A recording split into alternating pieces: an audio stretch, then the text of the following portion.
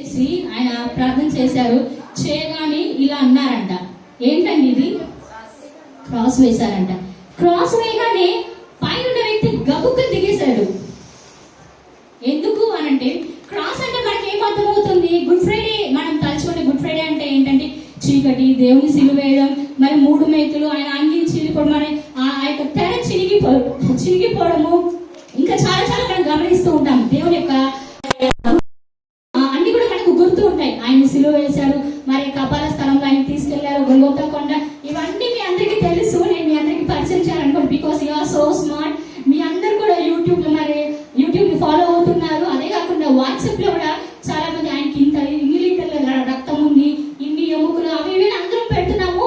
Everybody knows everything, all thing. So ఇక్కడ ఆ వ్యక్తి ఎందుకు దిగాడు అంటే, ఆయనకి సిలువ ఎలా అర్థమైంది అని అంటే, నువ్వు కనుక పైనుంచి కిందకి దిగపోతే నిన్ను చంపేస్తారు అని అన్నారంట.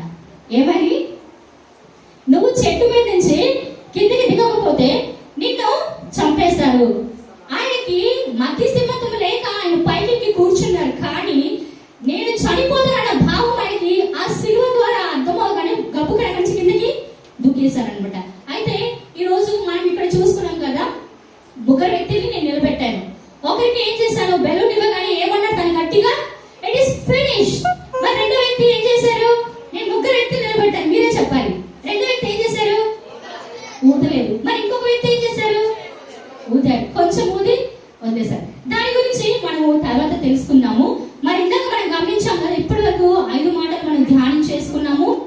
6వ మాట సమాప్తమైనది. మరి ఎంతో మంది మా దేవుని జ్ఞానం కలవారు, వాక్యం బాగా తెలిసిన వాళ్ళు ఉన్నారు. కానీ దేవుడు నాకు ఇచ్చినటువంటి జ్ఞానం ద్వారా ఈ యొక్క సమాప్తమైనది అని నేనేం అర్థం చేసుకున్నానో అది మీతో పంచుకోవాలని నేను ఆశపడుతున్నాను. మనం ఇక్కడ చూసుకున్నాం కదా, ఏమేమి సమాప్తమైనది అని అంటే, మరి కొన్ని విషయాలు మరి యోహాను సువార్త 17వ అధ్యాయంలో మనకు తెలుసు. చేతుకు నీవు నా చేతికి ఇచ్చినటువంటి పనిని నేను సంపూర్ణంగా నెరవేర్చి భూమిపైన నిన్ను మహిమపరిచాను అని చెప్తారు.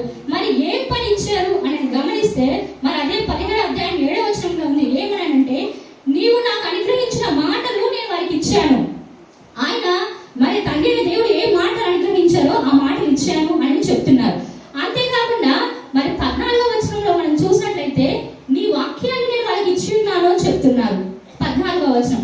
అదేవిధంగా 18వ వచనంలో మనం గమనించినట్లయితే, ఇవన్నీ కూడా యోహాను సువార్తలో నేను చెప్తున్నాను.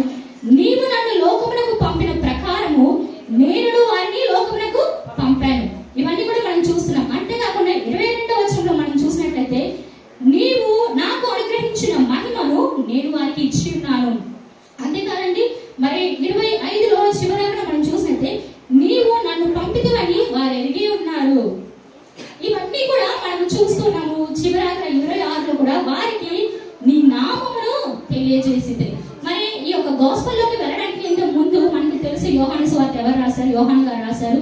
మరి ఎందుకు రాశారు అని అంటే, ప్రజలందరి గురించి రాశారనమాట.